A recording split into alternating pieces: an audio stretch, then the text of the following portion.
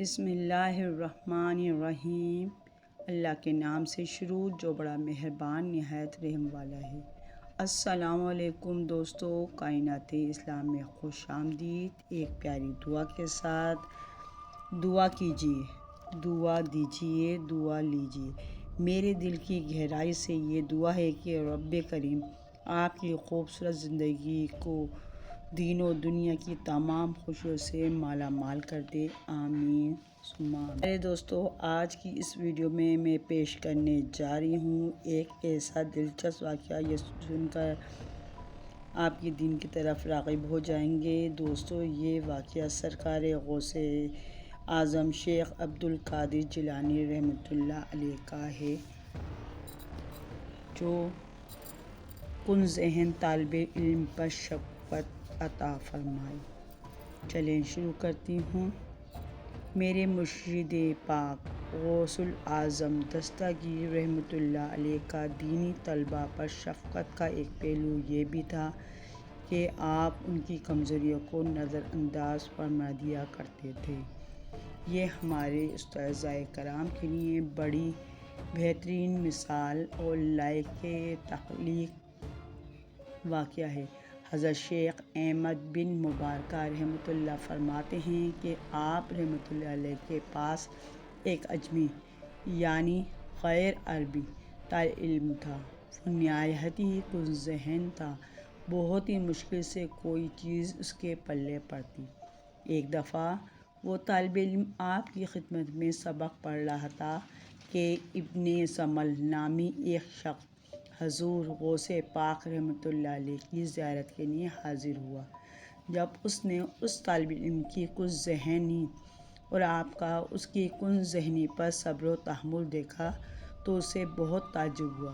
جب وہ طالب علم وہاں سے اٹھ کر چلا گیا تو ابن سمل نے عرض کیا کہ اس طالب علم کی کن ذہنی اور موٹی عقل اور آپ کے صبر پر مجھے تو بڑی حیرت ہے۔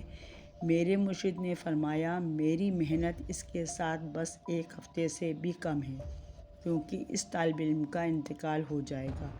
حضرت احمد بن مبارک رحمۃ اللہ علیہ فرماتے ہیں کہ اس دن سے ہم نے اس طالب علم کے 10 دن گننا شروع کر دیے، اور جب ایک ہفتہ پورا ہونے کو آیا تو آخری دن واقعی اس کا انتقال ہو گیا۔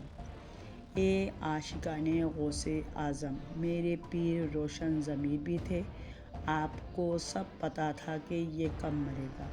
غوث پاک کا کن ذہن طالب علم پر محنت کرنا اور شفقت کے ساتھ پڑھائے چلے جانا ہمارے لیے لائق تقلید ہے۔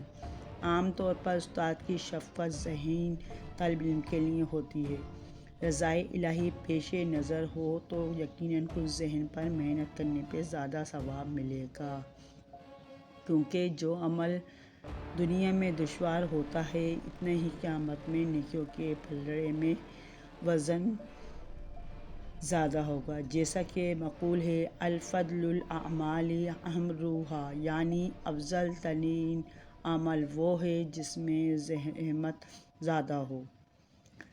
لہٰذا کن ذہن طالب علم پر زحمت زیادہ ہوتی ہے، اس پر غصہ فرماتے ہیں۔ ایک شخص ہوتا ہے، یہ سمجھنا نہیں، لیکن اگر پھر بھی کوئی صبر کے ساتھ دین پڑھاتا چلا جائے اور ثواب اکٹھا کرتا چلا جائے تو کیا بات ہے۔ امام محمد بن محمد غزالی رحمۃ اللہ فرماتے ہیں، استاد شاگردوں پر شفقت کرے اور انہیں اپنے بیٹوں جیسا سمجھے۔ استاد کا مقصود یہ ہو کہ وہ شاگردوں کو آخرت کے عذاب سے بچائے گا۔ استاد کا یہ مقصود ہو کہ وہ اپنے آپ کو اپنے شاگردوں کو جہنم کی آگ سے بچانا ہے۔ کاش دینی مدارس میں پڑھانے والے اساتذہ اگر آج غوث پاک رحمۃ اللہ علیہ کی سیرت پر عمل کرتے ہوئے اپنی دینی طلباء کرام کے ساتھ اپنے بیٹوں جیسا سلوک کریں تو اچھے علم و عملی طور پر مضبوط علماء کی کثرت ہو جائے گی انشاءاللہ۔